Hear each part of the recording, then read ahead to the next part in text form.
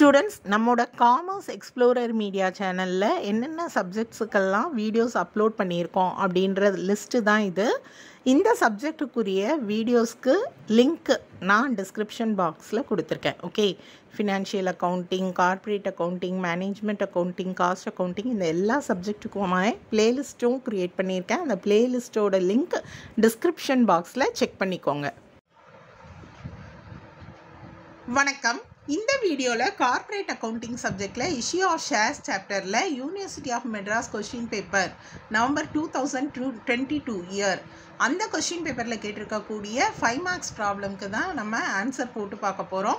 Students, நம்மளோட சேனலில் issue of shares சாப்டருக்கு வீடியோஸ் அப்லோட் பண்ணியிருக்கேன். அந்த வீடியோஸில் 12th ஸ்டாண்டர்ட் அப்படின்னு சொல்லி ப்ராப்ளம்ஸ் எக்ஸ்பிளைன் பண்ணியிருப்பேன். 12th ஸ்டாண்டர்ட் அப்படின்னு சொல்லியிருந்தாலுமே இஷ்யூ ஆஃப் ஷேர்ஸோட அடிப்படைகள் எதுவுமே மாற்றம் கிடையாது. ஓகே, அதில் எல்லாமே forfeited shares, over subscription, under subscription, discount on issue of shares எல்லாமே தனித்தனியாக வீடியோ போட்டு எக்ஸ்பிளைன் பண்ணியிருக்கேன். நல்ல கான்செப்டோடு எக்ஸ்பிளைன் பண்ணியிருப்பேன். அந்த வீடியோஸ் கண்டிப்பாக உங்களுக்கு பிகாம் டிகிரிக்குமே யூஸ்ஃபுல்லாக இருக்கும். வீடியோஸை மிஸ் பண்ணாமல் பாருங்கள். வீடியோஸ்க்கான லிங்க்கை நான் டிஸ்கிரிப்ஷன் பாக்ஸில் கொடுத்துருக்கேன். அதே மாதிரி பார்த்தீங்கன்னா இப்போ நான் கார்ப்பரேட் அக்கௌண்டிங் சப்ஜெக்டில் இஷ்யூ ஆஃப் ஷேர்ஸ் சாப்டரில் ரீசெண்டாக உங்களுக்கு ப்ரீவியஸ் இயர் கொஷின் பேப்பர் ப்ராப்ளம்ஸ்க்கு ஆன்சர்ஸ் போட்டுட்ருக்கேன். இஷ்யூ ஆஃப் ஷேர்ஸ் சாப்டரில் பார்த்தீங்க அப்படின்னா எல்லா கொஷின் பேப்பர்லேயுமே கண்டிப்பாக ஒரு 5 மார்க் ப்ராப்ளம், ஒரு 10 மார்க் ப்ராப்ளம் எக்ஸாமில் கேட்டிருப்பாங்க. எக்ஸாம் பாயிண்ட் ஆஃப் வியூவில் நான் கொஷின் பேப்பர் ப்ராப்ளம்ஸ் உங்களுக்கு வீடியோவாக அப்லோட் பண்ணுறேன். ஓகே, ஸோ இந்த இஷ்யூ ஆஃப் ஷேர்ஸ் சாப்டரை நீங்கள் கான்சன்ட்ரேட் பண்ணி படித்தா கண்டிப்பாக ஒரு 5 மார்க் ப்ராப்ளம், ஒரு 10 மார்க் ப்ராப்ளம் நீங்கள் அட்டென்ட் பண்ண முடியும், ஈஸியாக பாஸ் பண்ண முடியும். ஓகே, ஏற்கனவே நம்மளோட சேனலில் நவம்பர் 2024 கொஷின் பேப்பரில் கேட்டிருக்கக்கூடிய ஒரு 10 மார்க் ப்ராப்ளம் நான் வீடியோ அப்லோட் பண்ணியிருக்கேன். நவம்பர் 2024 இஷ்யூ ஆஃப் ஷேர்ஸில் கேட்டிருக்கக்கூடிய ப்ராப்ளம். ஓகே, அந்த வீடியோக்கான லிங்க்கும் நான் டிஸ்கிரிப்ஷன் பாக்ஸில் கொடுத்துருக்கேன். கண்டிப்பாக மிஸ் பண்ணாமல் பாருங்கள். இதே ப்ராப்ளம் தான் உங்களுக்கு பார்த்தீங்கன்னா நவம்பர் 2023 கொஷின் பேப்பர்லேயுமே என்ன பண்ணியிருக்காங்க அப்படின்னா 10 மார்க்கில் கேட்டிருக்காங்க. ஓகே, ஸோ 2 கொஷின் பேப்பரில் கேட்டிருக்கக்கூடிய ரிப்பீட்டட் ப்ராப்ளம். இது பார்த்தீங்கன்னா உங்களுக்கு ரெட்டி மூர்த்தி புக்கில் இருக்கக்கூடிய illustration number 30th problem. Okay, நான் வீடியோலேயே அதெல்லாம் சொல்லியிருக்கேன் உங்களுக்கு. ஸோ இந்த ப்ராப்ளத்தை நீங்கள் கான்சன்ட்ரேட் பண்ணி படிச்சுக்கோங்க. இதே ப்ராப்ளம் 2 கொஷின் பேப்பரில் உங்களுக்கு ரிப்பீட் ஆகிருக்கு. இன்றைக்கி பார்த்தீங்க அப்படின்னா நம்ம என்ன ப்ராப்ளம் போட்டு பார்க்க போகிறோம்னா ஒரு 5 மார்க் ப்ராப்ளம் போட்டு பார்க்க போகிறோம். இந்த 5 மார்க் ப்ராப்ளம் பார்த்தீங்கன்னா நவம்பர் 2022 கொஷின் பேப்பரில் கேட்டிருக்கக்கூடிய ப்ராப்ளம்.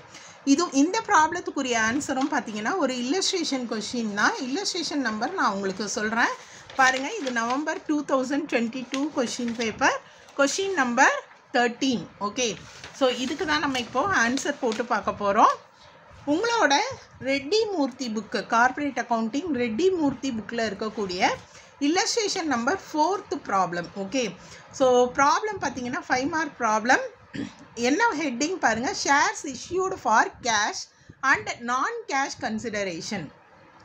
கேஷுக்கும் இஷ்யூ பண்ணியிருக்காங்க, நான் கேஷ் கன்சிடரேஷனுக்கும் என்ன பண்ணியிருக்காங்க, ஷேர்ஸ் இஷ்யூ பண்ணியிருக்காங்க. ஓகேவா, அதாவது ஷேருக்கு பேமெண்ட் கேஷாக பே பண்ணலை அப்படின்றது தான் நான் கேஷ் கன்சிடரேஷன். அதுக்கு பதில் வேறு ஒரு அசட்டை கொடுத்துருக்காங்க. ஓகே, ஸோ இதுதான் கான்செப்ட் ஆஃப் த ப்ராப்ளம். பார்த்தீங்க அப்படின்னா நவம்பர் 2022 கொஷின் பேப்பரில் அப்படியே அதே கொஷின் தான் கேட்டிருக்காங்க பாருங்கள். Walter limited purchased land and building costing 20 lakhs கொடுத்துருக்காங்க இல்லையா. ஸோ அதே ப்ராப்ளம் தான் கேட்டிருக்காங்க. இந்த ப்ராப்ளம் இப்போ நம்ம போட்டு பார்க்கலாம்.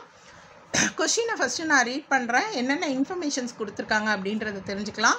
Walter limited purchased land and building costing ₹20 lakh and in payment allotted 20,000 equity shares of ₹100 each fully paid. நான் சொன்னேன் இல்லையா நான் கேஷ் கன்சிடரேஷன் அப்படின்னு சொன்னேன் இல்லையா, அதாவது ஷேர்ஸுக்கு கேஷ் ரிசீவ் பண்ணாமல் என்ன பண்ணியிருக்காங்க, லேண்ட் அண்ட் பில்டிங்ஸை ரிசீவ் பண்ணியிருக்காங்க. ஓகே, லேண்ட் அண்ட் பில்டிங் வாங்கிட்டு அதுக்கு பதில் ஈக்விட்டி ஷேர்ஸ் கொடுத்துருக்காங்க. அதுதான் நான் கேஷ் கன்சிடரேஷன். ஷேருக்கு ஷேர் இஷ்யூ பண்ணியிருக்காங்க. எதுக்கு, கேஷ்க்கு கிடையாது, லேண்ட் அண்ட் பில்டிங்க்கு இஷ்யூ பண்ணியிருக்காங்க. Further, the company issued 40,000 equity shares to the public. அதுக்கப்புறமா வந்து 40,000 ஷேரை வந்து பப்ளிக்கு இஷ்யூ பண்ணியிருக்காங்க. என்ன மாதிரி இஷ்யூ பண்ணியிருக்காங்கன்னா இன்ஸ்டால்மெண்ட்டில். ஓகே, ஸோ ஒரு ஷேரோட விலை இதுவும் 100 தான். பார்த்தீங்கன்னா அப்ளிகேஷனுக்காக 20 rupees, அலாட்மெண்ட்டுக்காக 40 rupees, கால் மணி 40 rupees அப்படின்னு ரிசீவ் பண்ணியிருக்காங்க. The public applied for all the shares. 40,000 shares என்ன பண்ணியிருக்காங்க, இஷ்யூ பண்ணியிருக்காங்க. பப்ளிக்கும் எல்லா ஷேர்ஸையுமே வாங்கிட்டாங்க, which were allotted. Okay, so யார் யார் அப்ளை பண்ணாங்களோ எல்லாருக்குமே என்ன பண்ணிட்டாங்க, அலாட்மெண்ட் பண்ணிட்டாங்க. ஆல் மணி வேர் ரிசீவ்டு, எல்லா மணியும் ரிசீவ் ஆகிடுச்சு. ஸோ இந்த ப்ராப்ளமில் பார்த்தீங்கன்னா ஒன்று நான் கேஷ் கன்சிடரேஷன், ஷேர் இஷ்யூ பண்ணியிருக்காங்க, அசட்டுக்காக இஷ்யூ பண்ணியிருக்காங்க. ஓகே, ஸோ கேஷ் வாங்கலை, அசட் வாங்கிட்டு இஷ்யூ பண்ணியிருக்காங்க. அடுத்து பார்த்தீங்கன்னா கேஷ் இன்ஸ்டால்மெண்ட் பேஸில் என்ன பண்ணியிருக்காங்க, இஷ்யூ பண்ணியிருக்காங்க. அதனால தான் கேஷ் அண்ட் நான் கேஷ் கன்சிடரேஷன் அப்படின்னு கொடுத்துருக்காங்க. அதே மாதிரி பார்த்தீங்கன்னா இந்த ப்ராப்ளமில் ஓவர் சப்ஸ்கிரிப்ஷனும் கிடையாது, அண்டர் சப்ஸ்கிரிப்ஷனும் கிடையாது. எத்தனை நம்பர் ஆஃப் ஈக்விட்டி ஷேர்ஸோ அத்தனையுமே என்ன பண்ணிட்டாங்க, பப்ளிக் வாங்கிட்டாங்க. Discount on shares, premium on shares எல்லாம் கிடையாது. வெரி சிம்பிள் ப்ராப்ளம், அதனால 5 மார்க்கில் கேட்டிருக்காங்க. இப்போ இந்த ப்ராப்ளம்க்கு ஆன்சர் நான் உங்களுக்கு சொல்லித்தரேன். உங்களுக்கு ப்ராப்ளமில் பார்த்தீங்கன்னா ஜேர்னல் என்ட்ரிஸ் அப்படின்னு கேட்டிருக்காங்க, பேலன்ஸ் ஷீட்டும் கேட்டிருக்காங்க. ஓகே, ஸோ ஃபஸ்ட்டு நம்ம ஜேர்னல் என்ட்ரிஸ் போட்டுடலாம். ஜேர்னல் என்ட்ரிஸ் போடுறதுக்கு எப்போவுமே கம்பெனியோட நேம் எழுதிடுங்க, இயர்லாம் கொடுத்துருந்தா அதையுமே நீங்கள் மென்ஷன் பண்ணிவிடுங்க. So Walter limited company name தான் கொடுத்துருக்காங்க, ஸோ நான் இயரை மென்ஷன் பண்ணலை.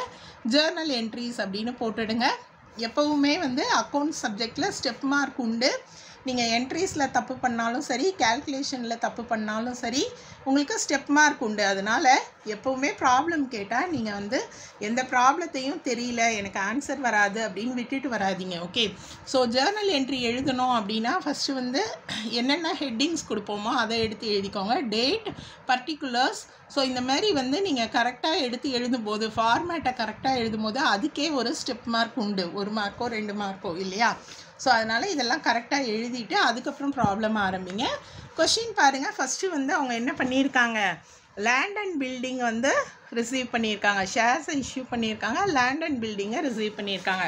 பொதுவாக ஒரு ஜேர்னல் என்ட்ரி ஷேர்ஸ் வந்து கேஷுக்கு அப்படின்னா வாட் கம்ஸ் இன் கேஷ் உள்ளே வரும், ஷேர்ஸை இஷ்யூ பண்ணுவாங்க. இங்கே வந்து லேண்ட் அண்ட் பில்டிங் உள்ளே வந்திருக்கு. ஓகேவா, ஸோ கேஷ் போடுற இடத்துல நம்ம என்ட்ரியில் என்ன எழுத போகிறோம், லேண்ட் அண்ட் பில்டிங்ஸ் அப்படின்னு டெபிட் பண்ணுறோம். Okay, land and buildings account debtor to, இதுக்கு பதில் என்ன இஷ்யூ பண்ணியிருக்காங்க, ஈக்விட்டி ஷேர்ஸை வந்து இஷ்யூ பண்ணியிருக்காங்க. So to equity share capital அப்படின்னு நம்ம என்ன பண்ணுறோம், டெபிட் பண்ணுவோம். ஓகே, ஸோ என்ட்ரி எல்லாம் ஞாபகம் வச்சுக்கிறது ரொம்பவே ஈஸி. என்னோட வீடியோஸ் பார்த்தீங்கன்னா அதை எப்படி நான் ஞாபகம் வச்சுக்கிறதுன்னு ஒவ்வொரு வீடியோலையுமே நான் எக்ஸ்பிளைன் பண்ணியிருப்பேன். ஜேர்னல் என்ட்ரி எழுதினதுக்கப்புறம் கண்டிப்பாக என்ன பண்ணணும், நீங்கள் அதுக்கான நரேஷன் கீழே எடுத்து எழுதணும். இங்கே வந்து லேண்ட் அண்ட் பில்டிங் பர்ச்சேஸ் பண்ணியிருக்காங்க, பர்ச்சேஸ் பண்ணிவிட்டு அதுக்கு பதில் அவங்க என்ன பண்ணியிருக்காங்க, ஈக்விட்டி ஷேர்ஸ் இஷ்யூ பண்ணியிருக்காங்க. In return 20,000 equity shares issued. Okay, so நான் ஷார்ட்டாக தான் எழுதியிருக்கேன், நீங்கள் ஃபுல்லாக எழுதிக்கோங்க. இப்போ எவ்வளோ வந்து லேண்ட் அண்ட் பில்டிங் மதிப்புன்னு பார்த்தீங்கன்னா 20 lakhs பர்ச்சேஸ் பண்ணது. ஸோ அந்த 20 lakhsக்கு தான் ஈக்விட்டி ஷேர்ஸ் இஷ்யூ பண்ணியிருக்காங்க இல்லையா. ஸோ 20 lakhsை நீங்கள் இந்த டெபிட் அண்ட் கிரெடிட் அமௌண்ட் காலமில் எடுத்து எழுதிடுங்க. அடுத்த சம்மில் பார்த்தீங்கன்னா உங்களுக்கு கேஷுக்கு இஷ்யூ பண்ணியிருக்காங்க ஈக்விட்டி ஷேர்ஸ். அப்ளிகேஷனுக்கு 20 rupees, அலாட்மெண்ட்டுக்கு 40, கால் மணி. இது நம்ம ஏற்கனவே டிஸ்கஸ் பண்ணியிருக்கோம் இல்லையா. ஸோ ஃபஸ்ட்டு ஜேர்னல் என்ட்ரி அப்ளிகேஷனுக்கான entry. So application money receive பண்ணுவாங்க இல்லையா, what comes in, debit what comes in bank account, cash receive பண்ணுறாங்க பேங்க் அக்கௌண்ட். எதுக்காக ரிசீவ் பண்ணியிருக்காங்க அப்படின்னா ஷேர் அப்ளிகேஷன் அக்கௌண்ட்டுக்கு. So equity share application account அப்படின்னு எடுத்து எழுதணும். உங்களுக்கு ஷேரோட டைப் கொடுக்கலன்னா ஷேர் அப்ளிகேஷன் அப்படின்னு எழுதணும். இதில் ஈக்விட்டி ஷேர் அப்படின்றதுனால நான் ஈக்விட்டி ஷேர் அப்ளிகேஷன் அக்கௌண்ட்னு எழுதுகிறேன். ஸோ எவ்வளோ அப்ளிகேஷன் மணி அப்படின்னு பார்த்தீங்கன்னா 20 rupees. எத்தனை ஷேர்ஸ் வந்து அப்ளை பண்ணியிருக்காங்க, ஆல் த ஷேர்ஸ் அப்ளைடு. அப்போ 40,000 ஷேர்ஸ் இஷ்யூ பண்ணியிருக்காங்க, 40,000 அப்ளைட். 40,000 into 20, அப்ளிகேஷன் மணி எவ்வளோ 20. நான் 40,000 ஷேர்ஸுக்கும் அப்ளை பண்ணியிருக்காங்க, 20 rupees அப்ளிகேஷன் மணி. இதுதான் நீங்கள் கேல்குலேஷன் போட வேண்டியது. ஸோ 40,000 into 20, 8 lakhs இல்லையா. ஸோ அந்த கேல்குலேஷன் நான் எடுத்து எழுதிடுறேன், 8 lakhs. இப்போ பார்த்தீங்கன்னா கீழே நம்ம எடுத்து எழுதணும். எதுக்காக இந்த மணி ரிசீவ் பண்ணியிருக்காங்கன்னா அப்ளிகேஷன் மணி ரிசீவ்டு. ஓகே, நீங்கள் நல்லா தெளிவாகவே எழுதலாம். Application money received for 40,000 equity shares each ₹20 இல்லையா? அப்ளிகேஷன் மணி ரிசீவ்டுன்னு எழுதணும். ஓகே, நான் சிம்பிளாக தான் எழுதியிருக்கீங்க, நீங்கள் டீட்டெயில்டாக எழுதிக்கோங்க. ஸோ அப்ளிகேஷன் மணி ரிசீவ் பண்ணதும் அது வந்து என்ன பண்ணணும்? ஷேர் கேபிட்டலுக்காக தானே ரிசீவ் பண்ணியிருக்காங்க.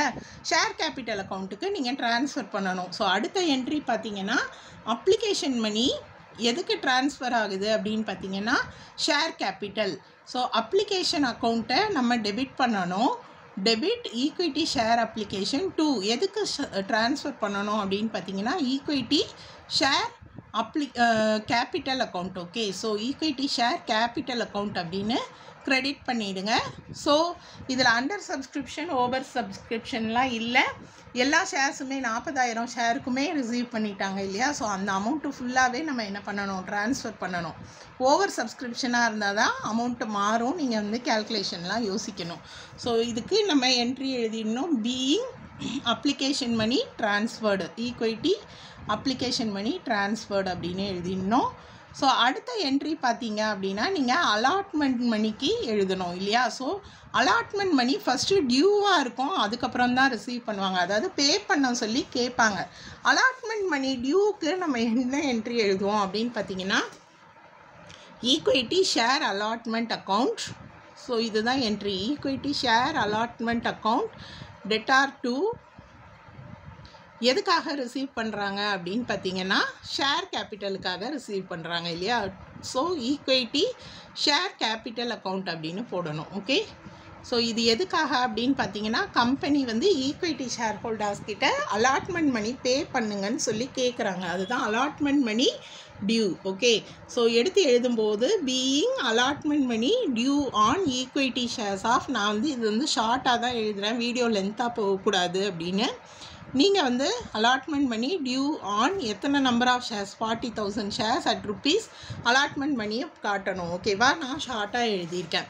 இப்போ பார்த்தீங்க அப்படின்னா ஷேர் அலாட்மெண்ட்டுக்கு எவ்வளோ ரிசீவ் பண்ணுறாங்க? 40. எத்தனை நம்பர் ஆஃப் ஷேர்ஸ்க்கு 40 ருபீஸ் ரிசீவ் பண்ணியிருப்பாங்க? 40,000 இல்லையா?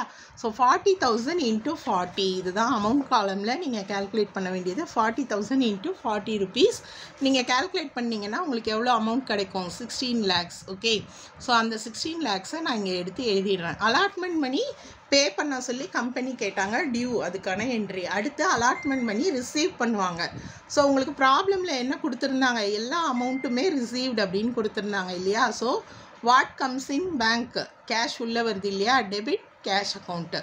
பேங்க் அக்கௌண்ட் டெட்டார் டு எதுக்காக உள்ளே வந்தது? ஷேர் அலாட்மெண்ட்டுக்காக வந்தது இல்லையா? So to share equity share allotment account அப்படின்னு போட்டுடணும். ஓகே, ஸோ போட்டுட்டு எப்பவும் போல் கீழே வந்து என்ன எழுதணும்? Being allotment money received for எத்தனை நம்பர் ஆஃப் ஷேர்ஸ், ஒரு ஷேருக்கு எவ்வளோ அலாட்மெண்ட் மணி அப்படின்றத எழுதிடணும். நான் ஷார்ட்டாக தான் எழுதியிருக்கேன்.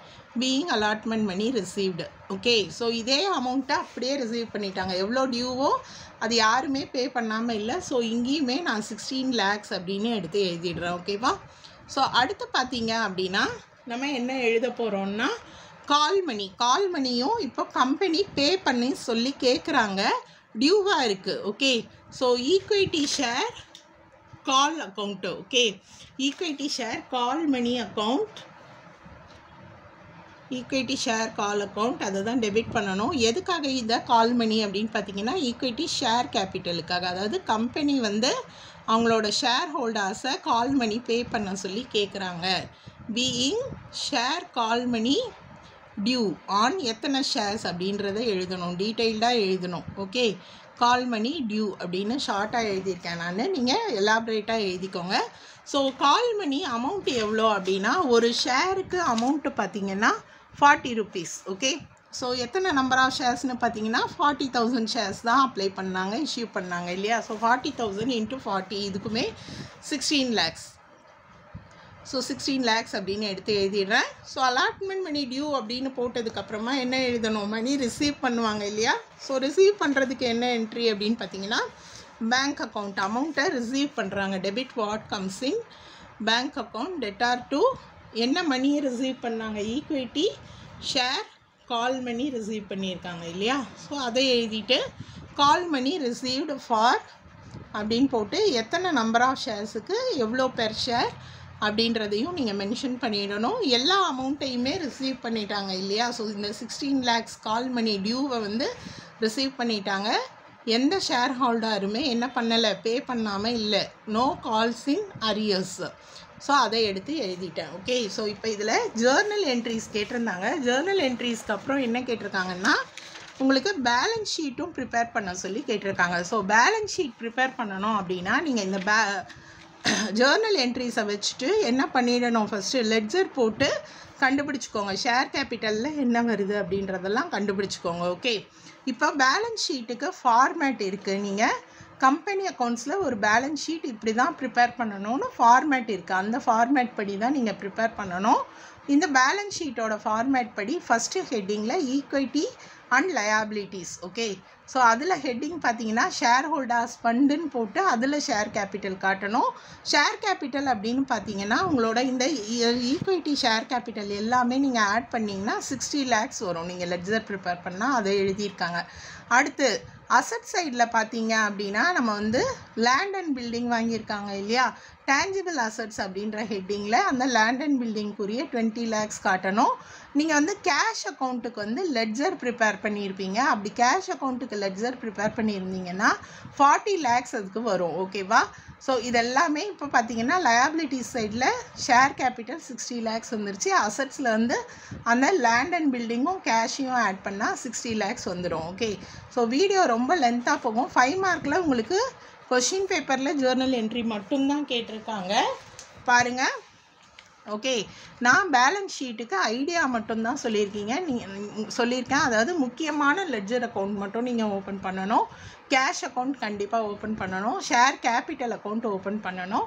லேண்ட் அண்ட் பில்டிங் இருக்குன்னு உங்களுக்கே தெரியும் இல்லையா? ஸோ இந்த முக்கியமான லெட்ஜர் அக்கௌண்ட் ஓப்பன் பண்ணிவிட்டு அந்த பேலன்ஸை எடுத்து பேலன்ஸ் ஷீட்டில் எழுதிடுங்க. ஓகே, உங்களுக்கு இந்த ப்ராப்ளம் புரிஞ்சிருக்கும்னு நினைக்கிறேன். டவுட்ஸ் ஏதாவது இருந்தால் கமெண்ட் செக்ஷனில் கேளுங்க. நன்றி.